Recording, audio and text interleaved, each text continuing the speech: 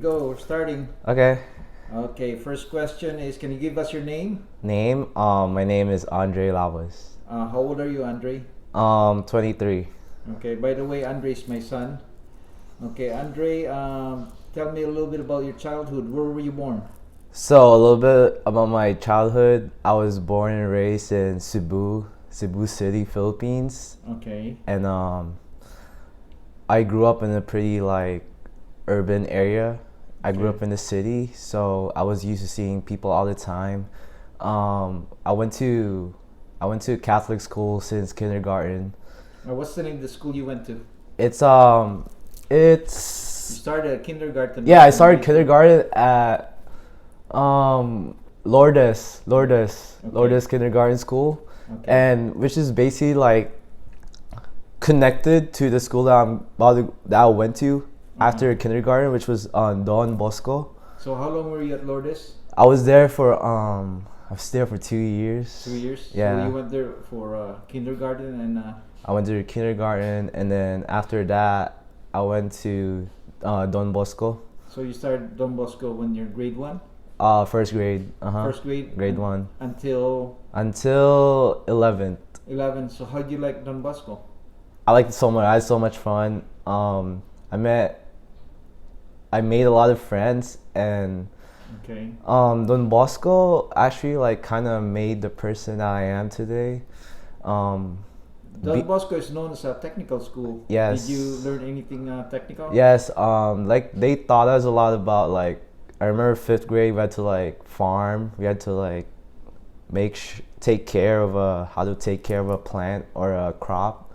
Okay. They taught us how to make shovel Okay. soil and cultivate it. Okay. So you did some agricultural work. Yeah, Stuff like did that. a lot of agricultural work. And sixth grade they taught us how to make things out of wood, woodworking. Okay. A lot of woodworking. I think they made us make a chair, like a little chair, Okay. like table, So I'd say I learned a lot of skills. Oh, good. Good. So you have lots of friends there, right? And do you still connect with your friends? Yeah, from time to time. It's just it's really hard, especially when you're so far away. Uh-huh.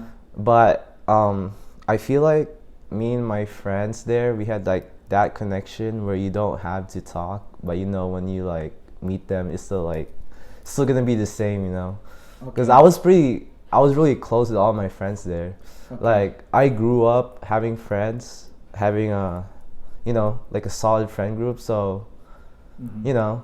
I feel even though we don't really talk, it's Yes. Yes. uh-huh Well, later in life, you're gonna connect with them because they're gonna have reunions, uh-huh and of course, Uh-huh. as part of your group already, they Uh-huh. consider you. You didn't really graduate in Don Bosco, right? I So- did, because sa 'Cause they una, added another year. I was the first, so ako ang batch, it was the first nga to have to go through K to 12. Yes. So my batch was the pigs. yeah, of because the they program. Added, they added another year. 2 years. And, Yeah, or 2 'Cause- years actually. So they were trying. So back then, Mhm. high school in the Philippines is only you end your high school when you're 16. Yes. Um, So if you think about it, you actually spend more time in Don Bosco than the other graduates because they graduated at 16. But you stayed on for a couple more years. I stayed for another year. Another year at Yeah, least. So you stayed at Don Bosco actually longer than the others. I've Yeah. been there for so long, since Okay. first grade, since I was oh my god, since I was 7. Uh-huh. I've been to that same place, same everything. That's good. That's part of your childhood. And Don Bosco is a really good school. Oh yeah, for sure, for Okay, sure. so that's good. Uh-huh. So after Don Bosco, what happened? After Don Bosco, so I think my passport got approved Okay. to go to America, Okay. and so I think it was I was in 11th grade, and then my passport got approved. So I already knew That you're coming. I was coming, so I already knew that was gonna be Okay. my last year. So I'm not even gonna lie, like 11th grade, it was like the most fun I've ever had too. Like this, I remember that summer. Like I actually had a lot of fun that summer, even though that was like my last summer. Why do you say that? That was a lot of fun. I think I remember. You guys were there. Like I was in the Red Cross. Oh, that's right. Yeah, and you guys were there. You volunteered for the Red Cross. Yeah, I did the Red Cross like summer training. Mm-hmm. So it's we pay them, but they train you to be like a right. first aid responder. First aid responder. And I made a lot of friends there. It wasn't really like it was more like a summer camp, you know. Okay, so you enjoyed that a lot. Yeah, it was just like, you know, making friends, like, mm-hmm. you know. So it was really fun, and yeah. Okay, so you came to the States and you went to Kentwood High School. Yeah, I went to Kentwood. So how was that? Kentwood, it was definitely a change. Mm-hmm. Like what I said. Did you have a hard time? What do you call this? Transitioning from the Philippines to the U.S. Yeah, there was definitely like a lot of culture shocks. It's more of like how free the kids are here compared to like the Philippines. It's so structured in the Philippines. It's so structured. One class and then class. Over here, you get a freedom what class to take. And then all that freedom was just so like overwhelming, especially like me going to like a Catholic school, having to cut my hair every month, having to wear a uniform. No girls. Yeah, because it's all male. It's all guys. Then you came here, it's co-ed. Co-ed, no uniform. Everybody doesn't. I don't know. There's not. You have different classmates every class. Different classmates. In the Philippines, everything's so structured. And it's not just Filipinos as well. You know, there's. Yeah, all kinds of culture. All types of culture. So, I'm not even gonna lie. Like it was definitely hard. Like. Yeah. It was hard. Plus, you miss home. I missed home, and your friends. That was my first year, and whew, I remember that, and it was so tough actually, but I also like really enjoyed it, just because like I made a lot of new friends, and thinking about it, like eventually it was gonna happen anyways. The way I thought about it is, you know, like how in America. But I think it was a good experience for you that at least you experienced high school. Yeah. Because if you graduated in high school in the Philippines, you would have never. I would never, experienced high school in the U.S. For sure. You experienced for 1 year. Even if it was just 1 year, like I feel like it was enough. Yeah. It was enough. Like I went to like the prom, like, you know. Right, and you were active. You joined the. What group were you joined? Running the cross country. I was making friends with like the Filipino club. Yeah, the Filipino club. So it wasn't too like I really enjoyed it, you know. Even though it was hard, I missed friends, but I guess it's just part of life, you know. Yeah, like the way I thought about it, it's just like how like in America, like how. Like kids go to college, they usually go to college far away, so they're like away from their parents. That's just like how I thought about it. It's just like everybody's gonna go through it. So okay. Well, I still think that was a good experience for you, that you tried out the high school in the U.S. Yeah. So after high school, what did you do? After high school, I went to the military. Yes. The army. The army. I was specifically, and I was actually gonna be at the Navy. I was this close. I was already at the MEPS. Like, you know, I was already there signing papers, and it's just like happened that the job. Wait, what happened exactly? It's just like something happened. So I had time to think about like, oh, you know, I had time to think. I had time to back out, and I did.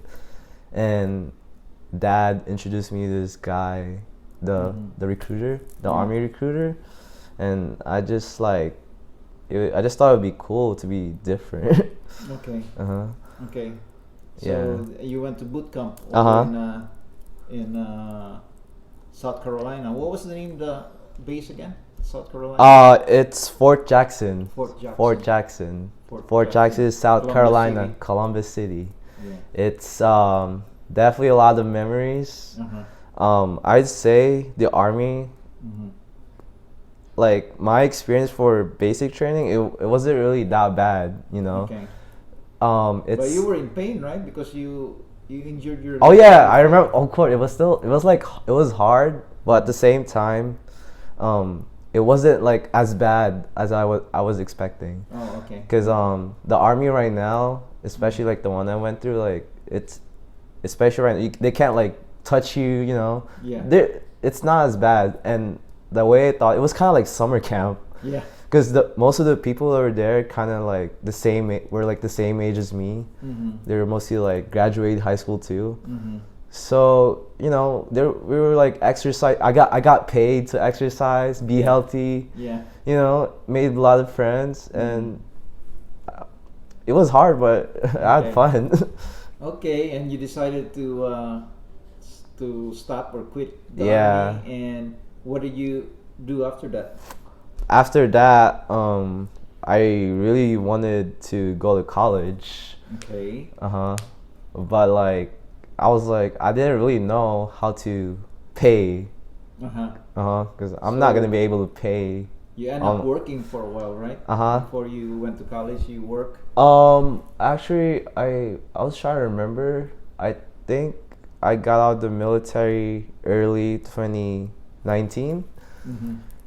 So that was early 2019, and then I actually worked as a. You're actually a working student. Even at high school, you were working. Yeah. You work at McDonald's. Yeah, I worked at McDonald's high school. You work at Jollibee. You've done a lot of work.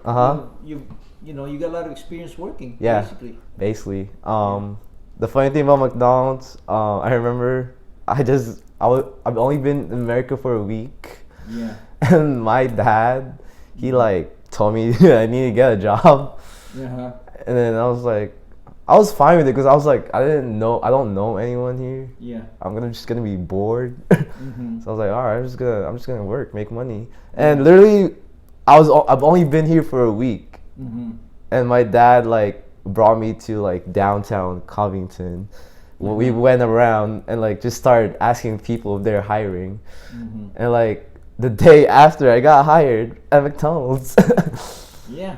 So at least you tried working. Yeah. Because your dad actually worked as a working student too. You know, I went to school. I was going to school the same time I was working because nobody was supporting me. Yeah. So in a sense, it gives you the value of work. So you know the value of money. It's not easy. Yeah. You know that. You know you have to struggle. So you're actually way ahead. I know. Your friends in the Philippines, the one who went to Don Bosco, they probably never work. You know. You know, maybe now they're working, but back then, you know, they weren't. Yeah. You know, so I definitely got that. It's like even now, like when I talk to my friends in college, when I ask them, you like ever work in high school, like or fast food, like they never like ever worked, and I'm like, what? But it's definitely good training because like now like I'm working too. I'm a working student, and I've always been a working student, and I feel like made you independent. Live by your own. Like, know, and you're not dependent on anybody.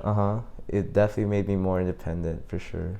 So you basically was working and then you decided to go back to school. Yeah, I decided to go back to school. I'm trying to remember going like, cause I did CNA.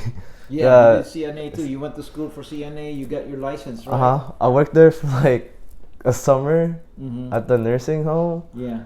And I actually made a lot of money, but I just didn't like the medical. Like it saved because I was gonna do nursing, but that like saved my time. Yeah. Because right there you decided. I was like, no, I don't like this. Yeah. So yeah, it was a good experience, I guess. Yeah. Because I would have ended up not liking my job if I pursued nursing. So.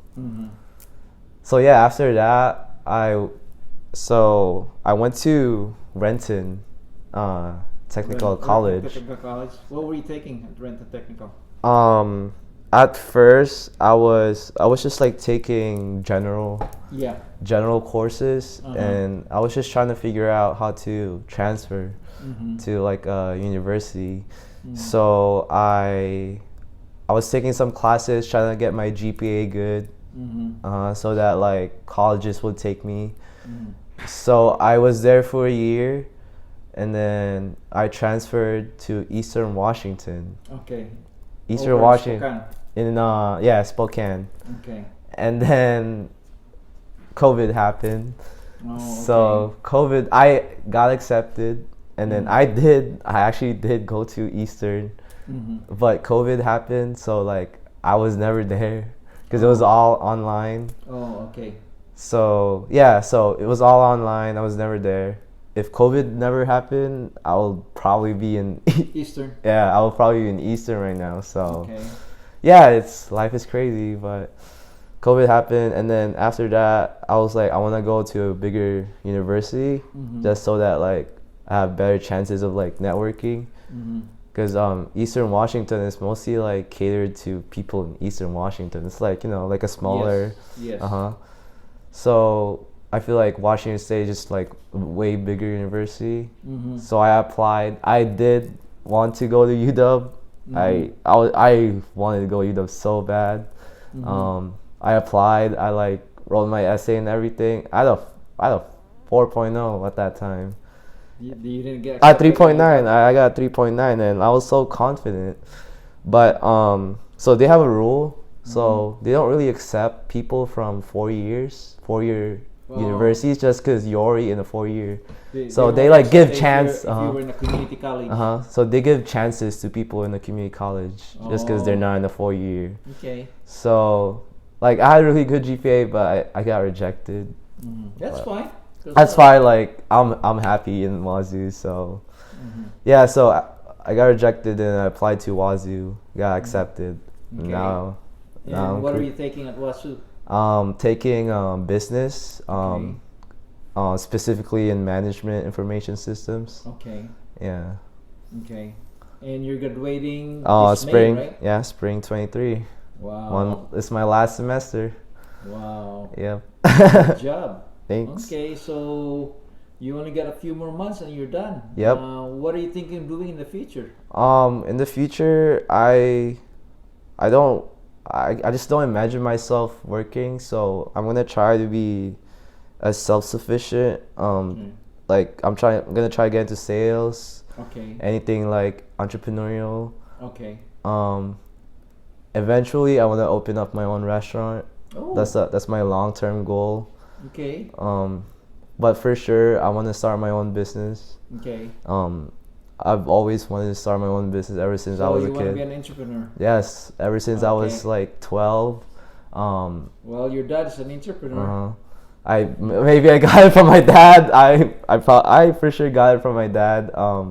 Yeah, I was 12. I remember there was this game called like Flappy Bird. I don't know if you guys remember that. And I was just like, Flappy Bird just blew up. And I remember I was thinking like the guy who made this probably didn't have to like spend a lot of money, but like the fact that he made something and it got that big, it's just like shows the power of technology. Yeah. So I was like, why do I have to work if I can just like do my own thing? Exactly. That's good. That's good. And if you don't give up, if you just continue, you will make it. But Yeah. in the meantime, you have to survive. So you'll have to take jobs Yeah. along the way, but they're not like dead end jobs. They're just jobs to survive while you're still, doing whatever business you want to get into. Just like you just gotta trust the process, and I mean I already have like experiences in not really restaurant but like fast food and like Yeah. how it works, and like my goal is just like to bring Cebuano like cuisine in America. I feel like there's like a lot of underrepresentation of Cebuanos and Bisaya in America. I don't really meet a lot of Bisaya, Yeah. here in America, and every time I meet one, I'd be so happy just because like they're so rare. Yes. And I feel like we Cebuanos definitely have a lot to offer, Mhm. and we have to like have our own identity in America. Okay. So yeah, I definitely want to start my own like Cebuano restaurant here. Okay, that's a good idea. You just have to find Yeah, just have to the right one, and uh-huh. and that's a good goal to work on. So yeah, if you continue, do some research, figure out what exactly you're going to be offering. You have to have a really good idea, and then start experimenting. And then never know. Yep, never know. So that's good. Yeah. Let's see now. So that's basically it. That was your life in a nutshell. Yeah. So in 5 years from now, I'm gonna interview you again to find out Okay. where you're at, what happened to you. Okay. So hopefully, your stories.